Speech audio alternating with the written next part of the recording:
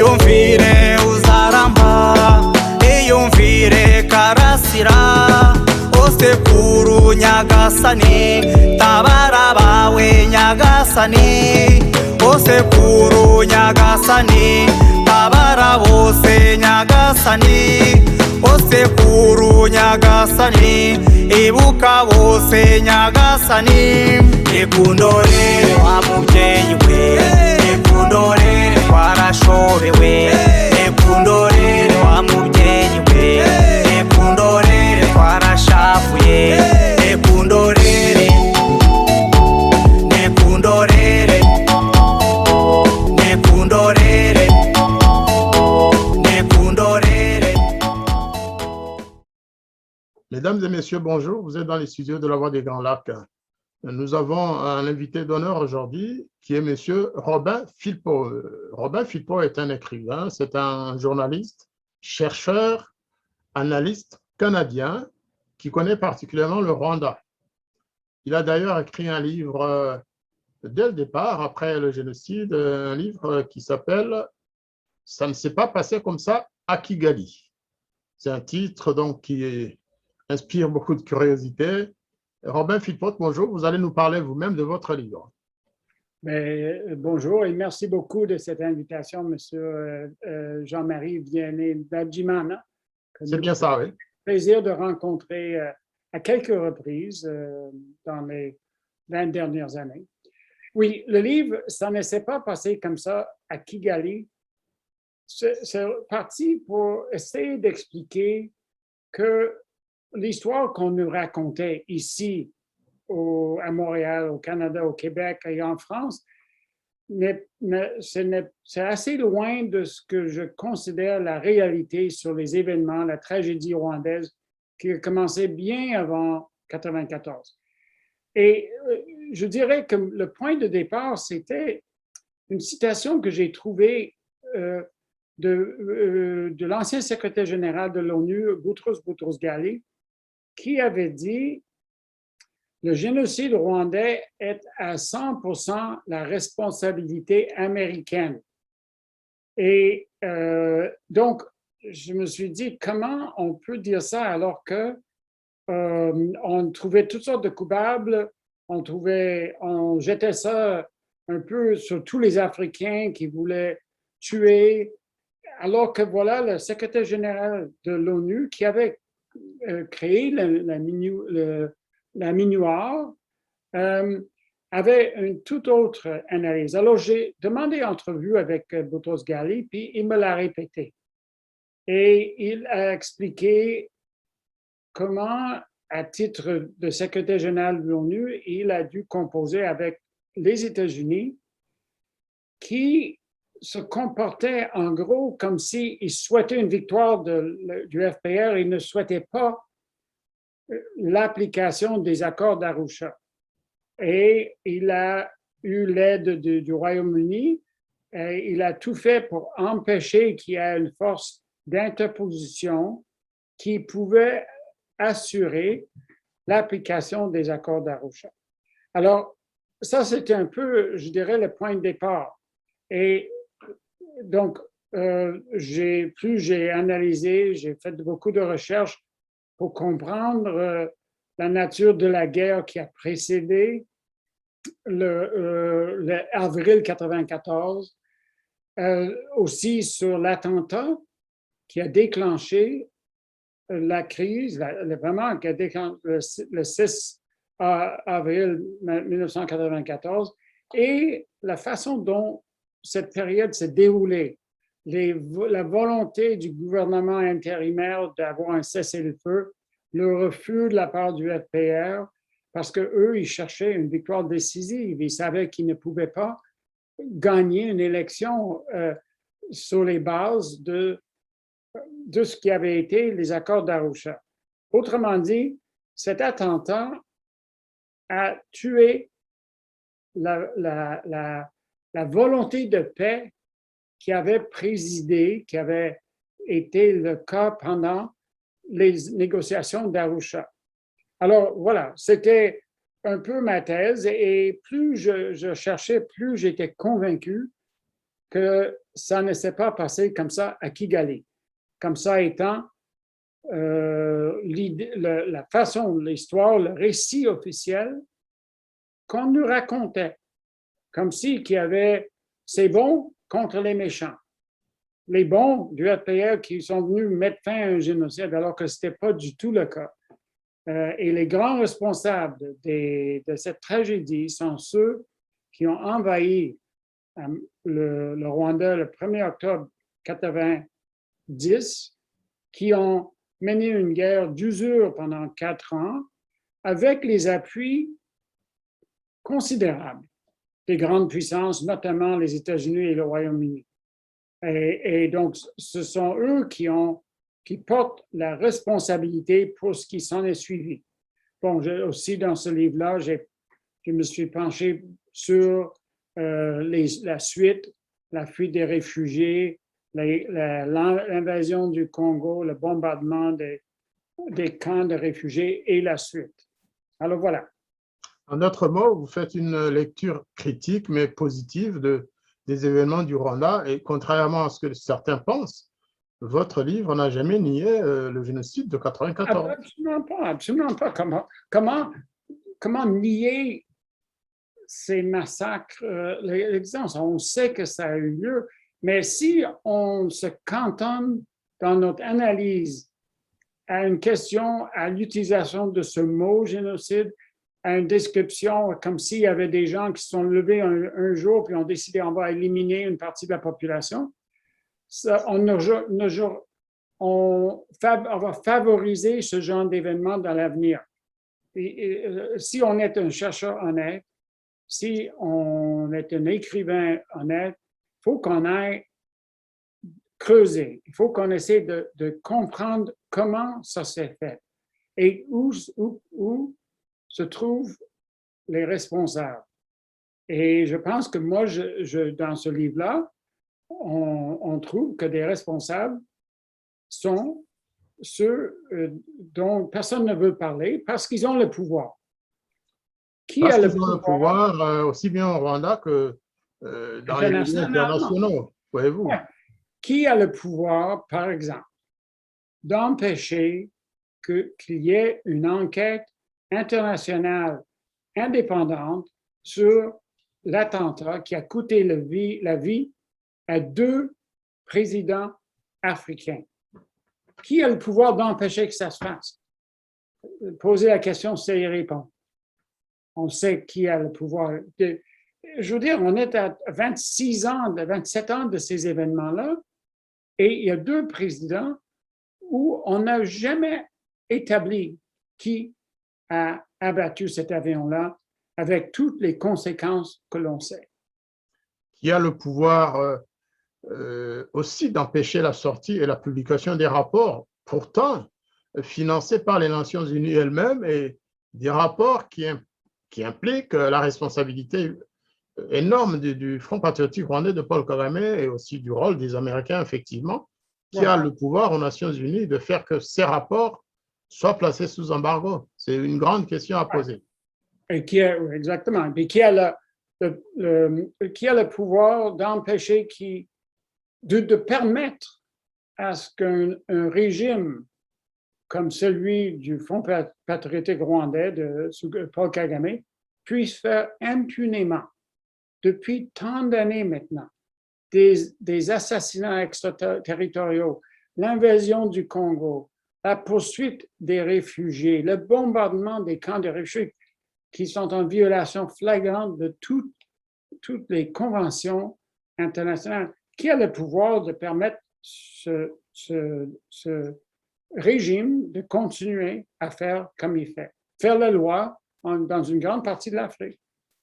Et qui a vraiment le pouvoir et la capacité d'empêcher que les enquêtes menées par les organisations internationales, par les gouvernements sur l'assassinat de personnalités étrangères, par exemple, de Français, d'Américains et de Canadiens. Parce que, Robin Philpott, rappelons que des Canadiens sont morts au Rwanda pendant cette période, avant, peut-être, pendant le génocide et après, éventuellement. Dites-nous ce qu'il en est. Est-ce qu'au Canada, l'opinion se préoccupe de la mort de ces Canadiens. J'ai écrit un deuxième livre en 2000, fin 2007. Oui, 2007. C'est Rwanda, crime, mensonge et étouffement de la vérité, où je me suis penché, entre autres, sur l'assassinat de deux prêtres canadiens. Un était un frère de l'ordre de Sainte-Croix. Le frère Claude Simard était son nom. Il a été assassiné le 18 octobre 1994 à Ruyendi. Il avait été au Rwanda depuis bien des années et il voyait qu'il y avait beaucoup d'assassinats de ses paroissiens Hutus dans le mois, mettons, au mois d'août, septembre et octobre. Et il s'en allait régulièrement se plaindre auprès du ministre de l'Intérieur, le regretté Seth Sendeshonga. Et il le visitait et il disait non, et il faisait des plaintes comme ça. Et il a été assassiné le 18 octobre par des officiers, des membres du Front patriotique rwandais. Et on sait, on a tous les détails de cela. Parce que celui qui est venu, celui qui l'a découvert, c'est un soldat canadien qui était avec la MINUSMA, un dénommé Tim Iceberg. Et lui est arrivé, et puis personne ne voulait aller dans la chambre. Il y avait une petite chambre, Claude Simard. Et donc, lui est rentré là, on le laissait parce qu'il était canadien, comme le prêtre. Et ce monsieur avait été frappé, tué, puis attaché, tué. Et donc, Tim Iceberg a même témoigné ici au Canada, à Ottawa, sur cet assassinat-là.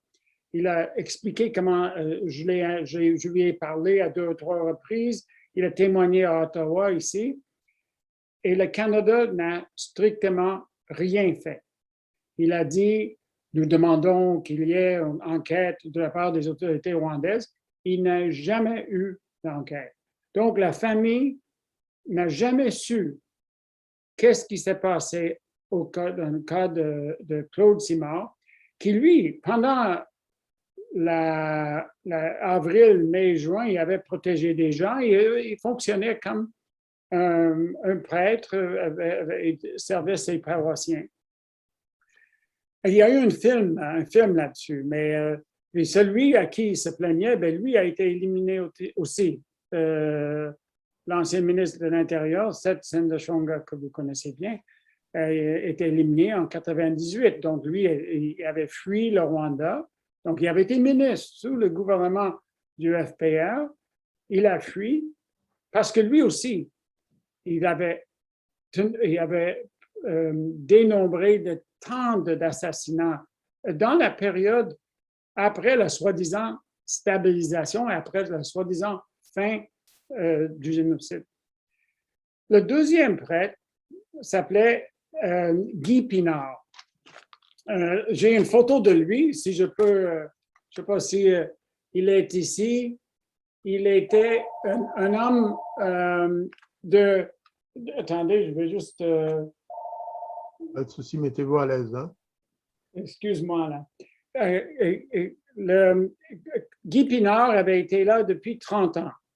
Et il était à Ruhengeri. Ruhengeri, on la prononce bien, était juste tout près de là, un paroissien, et lui a été assassiné le 2 février 1997 pendant qu'il servait la messe.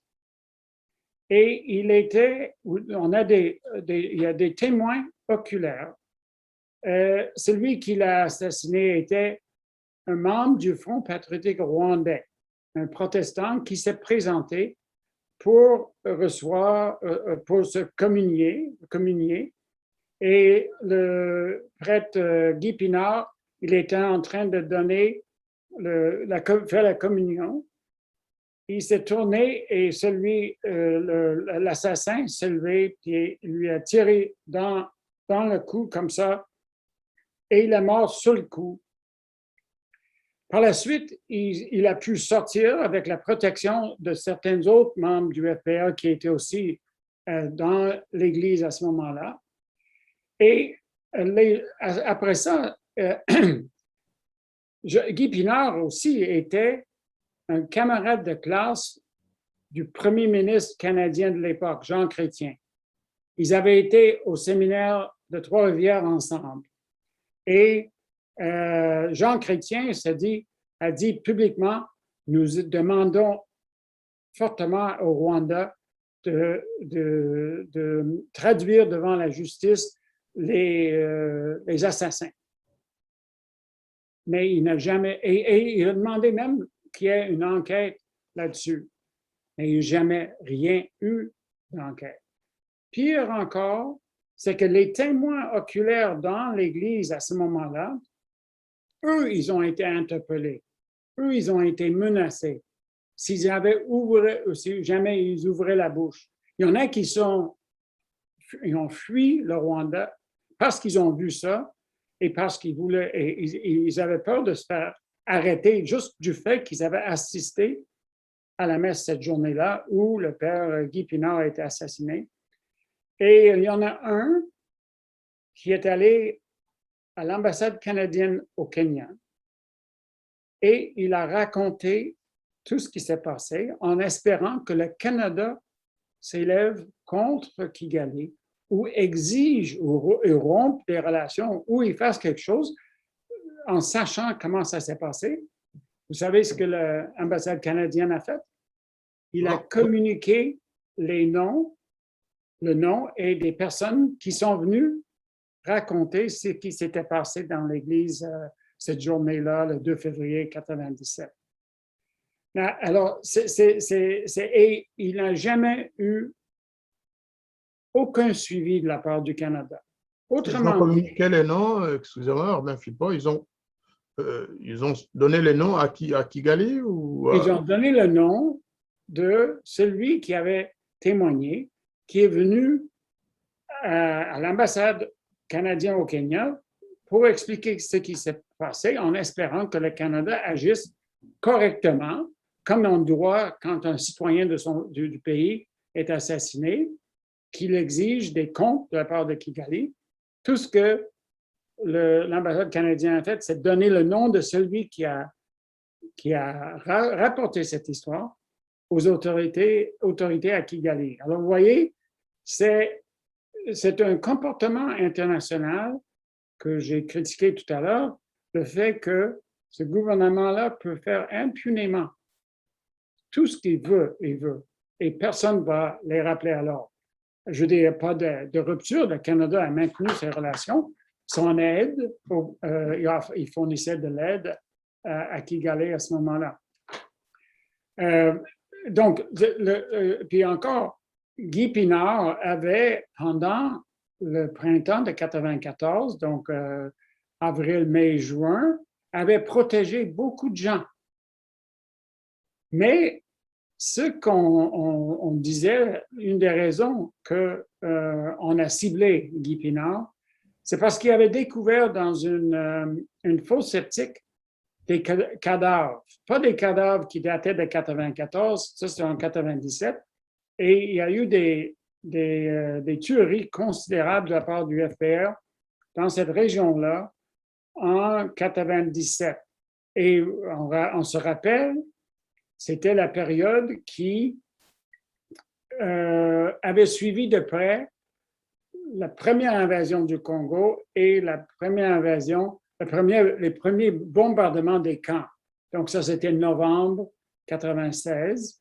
Et là, on parle de février 1997. Alors, lui avait découvert ces cadavres. Puis là, c'est un homme qui n'avait pas peur, il n'avait pas froid aux yeux, il était prêt à en parler, puis il était très critique. Il n'avait aucun reproche à se faire pour son comportement en 1994. Et bien là, il dit, ça n'a pas de sens que nos paroissiens vivent dans la peur de se faire assassiner chez eux dans cette région du nord-ouest du Rwanda. Alors, Vous voyez, et le pire, à mon sens, c'est que le Canada n'a rien fait. Et on a comme enterré cette histoire-là, alors que vous avez deux personnes qui, à mon sens, ils ont eu un comportement héroïque. Quand on regarde en 94, comment ils ont été là pour aider le paroissien dans une crise avec beaucoup de massacres. Mais là, ils voyaient la façon dont ce gouvernement de Kigali, de Kagame, se comportait et ils dénonçaient ça. Alors, je pense que c'est un exemple de la terreur que ce gouvernement inflige à la population. Inflige à la population et aussi aux témoins, c'est-à-dire aux leaders d'opinion qui sont susceptibles de dire la vérité sur les massacres commis par le FPR. Oui, exactement, exactement. Et je dirais, nous, on a essayé, parce que la cause de ces deux prêtres-là était soulevée dans l'enquête espagnole. Et avec un avocat, Jordi Palou-Loverdos, on a voulu contacter, on a communiqué avec la famille de Guy Pinard et Claude Simard, avec leur famille, pour qu'ils viennent participer à cette cause. Et ils étaient très intéressés au début, mais ils ont vite appris qu'il ne fallait pas faire ça. Donc, le Canada leur a bien dit, on ne se mêle pas de ces choses-là. On ne va pas, taisez-vous. Alors, on a compris assez rapidement que c'est des sujets tabous. Le comportement de Kigali est quelque chose dont on ne parle pas. Et, alors voilà, c'est vraiment c'est vraiment triste de voir des gens assassinés comme ça, qui tout à fait innocents, et tout le monde veut fermer les yeux, ils ne veulent pas en savoir davantage. Nous devons rappeler à nos auditeurs qu'il y a eu d'autres ressortissants européens, américains, tués par le FPR, hein, que ce soit des Français, des Croates, des Espagnols, et j'en passe. Donc, en fait, il y a une force quelque part qui protège le Front patriotique rwandais de Paul Kagame pour empêcher qu'il réponde de ses responsabilités par rapport à ses crimes. Exactement, exactement. Et si ça avait été un gouvernement qui n'était pas dans les bonnes grâces de Washington et de Londres et d'Ottawa, ben, vous pouvez être sûr que s'il y avait à peu près un centième un centième des affaires qui sont passées avec Kigali, il aurait agi rapidement. Je veux dire, une mort, là, ou quelqu'un qui est mort, puis on sait de façon suspecte, et souvent il y a une rupture de relations diplomatiques, toutes sortes de choses, si le gouvernement n'est pas un de leurs amis. Alors, les amis, et ils continuaient à financer, à armer cet État de Rwandais, là. Alors, c'est très désolant. Et puis, 27 ans plus tard, là, de voir que encore aujourd'hui, si on soulève ces questions, on nous traite de toutes sortes de noms, on traite de négationnistes, on nous traîne dans la boue. Puis tout ce qu'on fait, c'est poser des questions sur des assassinats avérés, prouvés, avec toutes les informations qu'il faut. Vous savez, quelqu'un a dit qu'on a affaire à une mafia internationale plus forte que toutes les mafias connues jusque-là. Ouais. Je pense qu'il avait raison. Et vous savez, hein, ce qui étonne aussi, c'est quand même que le Canada a eu deux généraux qui ont dirigé les opérations de la Minoire, qui étaient les chefs, les patrons. Il y a eu le général Roméo Dallaire et puis le général Toussignan. Les deux étaient des Canadiens. Oui. Et eux, ils ne témoignent pas sur ce qui s'est passé en 94, même pas. Mais je pense qu'il faudrait faire une distinction. Tousignan est un homme, je pense, digne. Il y a un livre auquel il a participé, je n'ai plus le titre devant moi, là, mais qui est très honnête. Le récit qu'il nous fait dans ce livre-là du massacre de Kibéo est très honnête. Mais on ne l'invite pas à prendre la parole. Donc, alors que le général Dallaire, on m'a souvent dit que après 94, les Rwandais disaient que quand il y avait un arbitre dans un match de foot qui était partial, biaisé, bien on l'appelait Dallaire. Et je pense qu'ils avaient bien raison. Je ne sais pas si c'est vrai, mais on m'a souvent raconté cette anecdote-là. Mais Dallaire est un homme, à mon sens, qui fait du théâtre. Il cherche la gloire. Tout ce qu'il a dit, c'est pas honnête du tout. Il a dit des choses en 94 qui étaient relativement bonnes. Quand il a dit, il pouvait pas, il dit, on peut pas parler d'un génocide national, on peut parler d'un génocide politique. Il avait dit qu'il y avait beaucoup de décès des deux côtés. Et c'était très honnête ce qu'il avait dit. Il dit, personne n'aurait pu planifier ça. Il a dit à la télé de Radio-Canada en septembre 94, mais après ça, il a dit n'importe quoi. Il a dit tout le contraire. Et je dois dire qu'entre lui et celui qui relevait de lui, qui était en charge des troupes à Kigali, vous savez, le colonel Luc Marshall, il y a un monde qui les distingue. Luc Marshall est quelqu'un qui d'une honnêteté exemplaire, ce qui n'est pas le cas de Roméo Dallaire. Mais le général Tousignan, je pense, est beaucoup plus intègre. Vous avez raison quand vous parlez du colonel Marshall, parce que nous l'avons eu à plusieurs reprises à la Voix des Grands Lacs. Effectivement, c'est un homme honnête que je connais depuis aussitôt après le génocide de 94. Ouais. Il a dit la vérité, il continue à dire la vérité.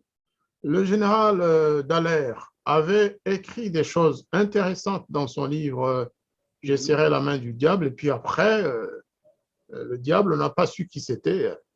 Il avait notamment raconté ses rencontres avec le général Kagame. Kagame qui avait dit « Les Tutsis qui meurent là, considérés comme des sacrifices ». Il a écrit dans son livre, mais après, il ne veut plus en parler. Comme vous dites, il y a sans doute quelque part quelqu'un qui lui a demandé de ne plus jamais citer ces choses-là, et c'est très dommage. Ouais. Mais oui, lui a vraiment serré la main du diable à partir de 2004. Il a serré la main du vrai diable. Et il reste absolument silencieux au sujet de l'attentat. Il ne veut pas demander une enquête indépendante sur cet attentat-là. Puis pourtant, il y a deux présidents africains qui sont morts. Mais il y a pire que ça. Puis ce qui est mort là, ce sont les accords de paix qu'on avait signés en mois d'août 93, qui devaient présider à une période, devaient amener les Rwandais à vivre ensemble avec un partage du pouvoir. Et c'est ça qui a été tué aussi le 6 avril 1994.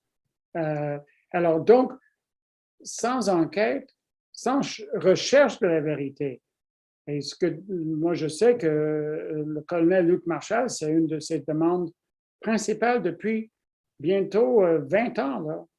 Il dit, nous avons besoin d'une enquête internationale indépendante sur cet attentat-là. Sans cela, nous ne saurons, ça serait très difficile de rétablir la paix. Alors, quand on voit l'attitude du Canada sur toutes ces questions, Le Canada qui est quand même connu pour être un pays très démocratique, un pays libéral, un pays ouvert, un pays ouvert à l'immigration et à l'intégration. On s'est dit, mais pourquoi les gouvernements? Parce qu'il y a eu plusieurs premiers ministres au Canada, il y a eu plusieurs gouvernements qui sont restés sur la même ligne s'agissant du Rwanda. Est-ce qu'aujourd'hui, ils permettent aux Canadiens ou aux Rwandais vivant au Canada de parler et de dire la vérité sur ce qui s'est passé au Rwanda, de dire ce que en fait, vous pointez du doigt dans votre livre. Ça ne s'est pas passé comme ça à Kigali. Est-ce qu'on peut le dire? Est-ce qu'on peut l'écrire? Est-ce que les auteurs de livres ont le droit de le faire? Je pense qu'il faut comprendre avec le Canada que il souvent a été, presque tout le temps d'ailleurs, le commis voyageur des États-Unis. Vous savez, dans la crise au Grand Lac, les États-Unis voulaient supplanter la France. Après la chute du bloc soviétique, là, les États-Unis ont dit, on va sortir de la France. C'est tout écrit dans leur volonté. La France, je veux dire, les Soviétiques n'étaient plus là. Là, il dit, nous, on veut être la puissance dominante de l'Afrique et dans tout ce qui était avant un peu la chasse gardée de la France. Mais les États-Unis avaient un problème parce que la francophonie, quand même, est bien établie en Afrique centrale et en Afrique de l'Ouest, très, très implantée. Les gens sont à l'aise. La francophonie, c'est quand même une institution importante. Mais les Américains ne fonctionnent pas en français et ils avaient besoin des francophones anti-France, des gens qui parlaient français et qui étaient contre la France. On trouve ça, il paraît, nous, on sait qu'on trouve ça à Ottawa et dans le domaine militaire du Canada, surtout. Une bonne partie de la population canadienne québécoise ont des liens très, très quasiment familiaux avec la France, mais politiquement, le Canada est assez éloigné de la France pour toutes sortes de raisons historiques et tout. Donc, ils ont voulu avoir des personnalités, pas parce qu'ils étaient Canadiens, mais qui parlaient français, mais qui n'étaient pas français de France. Donc, ils ont trouvé, c'est la nomination de Dallaire trouve sa source là, parce que les troupes canadiennes n'étaient pas là dans la minuar. Il y avait 2 ou 3 personnes, Dallaire et son aide de camp et quelques autres personnes qui étaient là. Mais il n'y avait pas de troupes canadiennes. Donc, ils voulaient avoir un porte-parole de langue française, mais qui était très attaché au monde anglo-saxon, ce qui est le cas de Dallaire. Ensuite, la deuxième procureure du tribunal pénal international sur le Rwanda s'appelle Louise Arbour. C'est le même phénomène. Elle a été nommée, c'est Madeleine Albright, le secrétaire d'État américaine, qui a pris contact avec elle avant même d'informer les affaires étrangères canadiennes. Alors, parce qu'il voulait avoir quelqu'un qui parle français, mais dont les allégeances étaient à ce monde anglo-saxon qui est les États-Unis, le Canada, le Royaume-Uni. Alors, les gens, quand on essaie de comprendre comment se comporte le Canada se comporte à 80%, 90% comme un commis voyageur des États-Unis. Il y a eu des exceptions. Le gouvernement, en 2003, canadien, n'est pas allé en Irak quand les États-Unis voulaient. Et en fait, le gouvernement canadien s'est comporté comme la France à l'égard de l'Irak. Mais dans l'ensemble, il est le commis voyageur américain. Alors, c'est très rare que vous allez avoir sur l'Afrique, sur des questions africaines, une position distincte de la part du Canada à l'égard de, mettons, le Rwanda. Il y en a déjà eu des périodes, mais en général, non. Robin Philpot, je sais que vous avez un autre programme immédiatement après, donc je ne vous prendrai pas plus de temps, tout simplement, en attendant une deuxième partie, parce que nous parlerons après de cette chape de plomb médiatique qui est imposée aux auteurs de livres sur la région des Grands Lacs, aux chercheurs, pour qu'ils ne parlent pas de certains interdits. Alors, est-ce que vous pouvez dire un dernier mot à nos auditeurs et à nos téléspectateurs? C'est quand même assez spécial qu'un auteur qui va faire des recherches, qui écrit un livre, vite, on tente de la marginaliser en le traitant de toutes sortes de mots.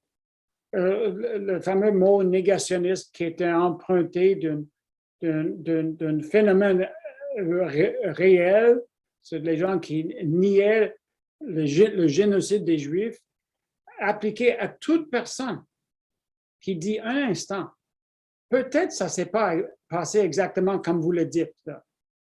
Je veux dire, moi, j'ai été traîné dans la boue par les médias ici et ailleurs, traité de toutes sortes de noms. Bon, ben, on se relève, puis on continue. Judy Reaver, une collègue ici à Montréal aussi, a vraiment fait des recherches absolument formidables. Elle était, je dirais, encore plus prudente que moi dans les choix de mots. Elle ne voulait pas trop aborder certains sujets. Bon, ben, parfait. Mais elle a fait une très grande recherche, mais elle s'est fait traiter de négationniste de la même façon que je l'ai fait. Alors qu'elle a été, elle vraiment se penchait sur des sujets un peu différents, sur le FPR seulement. Elle n'allait pas aborder le pourquoi de 94, pourquoi de la période avril, mai, juin. Elle a examiné les crimes du Front patriotique rwandais. Mais pire encore, elle avait été invitée, quand son livre est sorti en français, ça s'appelle L'éloge du sang, les crimes du Front patriotique rwandais. Et quand ça a sorti en français, au début de l'année, Radio-Canada, qui est le plus grand réseau d'information canadien, c'est une télévision d'État, radio d'État, un journaliste chevronné l'a invité à défendre son livre le 7 janvier dernier, donc 2021. Bien, il y a eu tellement de plaintes à l'égard du journaliste que l'ombudsman donc, de Radio-Canada lui a donné un blâme au journaliste pour la façon dont il a mené cette entrevue. Et c'est une entrevue très, très, très bien. Là, même il reprenait Judy à 2-3 reprises. Judy se défendait, mais c'est une entrevue comme d'autres. Mais lui s'est fait blâmer pour cette entrevue-là. Alors, vous voyez à quel point ça peut aller. Alors, là, il y a un autre, Michaela Wrong, une journaliste britannique, encore chevronnée. Elle s'est fait traiter de la même façon. Puis, elle, je veux dire, elle reconnaît tous les crimes. Elle ne va pas poser des questions sur l'origine des crimes. Elle se penche sur les crimes du FPR contre ses propres alliés. Mais elle se fait traiter de la même façon. Alors, vous voyez, tout ce qu'on peut dire, c'est qu'à un moment donné, le nombre de personnes sérieuses qui vont remettre en question ces récits officiels va être tellement grand que ça va être la majorité. On va finir par... la vérité va finir par l'emporter. Je pense que nous sommes majoritaires parce que moi aussi, je suis traité de négationniste tous les jours, tout simplement parce que je dis que c'est Paul Kagame qui a abattu l'avion, que c'est Paul Kagame qui a un grand rôle dans le génocide des Tutsis et des Hutus, parce que ça a continué. Mais tout ça n'est pas bien pour certaines personnes bien pensantes, mais qui ont comme arme de guerre le mensonge. Eh bien, je vous remercie beaucoup d'avoir participé à notre émission de ce soir. Ouais. Et les auditeurs de La Voix des Grands Lacs, évidemment, attendent une deuxième fois, parce qu'il y a encore des choses à dire à propos du Canada et le Rwanda, à propos de beaucoup de choses qui sont contenues dans vos livres, et bien d'autres. Peut-être que même on pourra faire une sorte de débat triangulaire avec un autre auteur, canadien ou rwandais ou congolais, sur les mêmes sujets. Oui, ça serait très bien. Mais merci beaucoup de m'avoir invité. Et ça me fait vraiment plaisir de vous revoir. Même Merci si... beaucoup, Robin Philpott. Merci beaucoup. Hein. Et Merci. bonjour à tous nos amis du Canada. Merci beaucoup.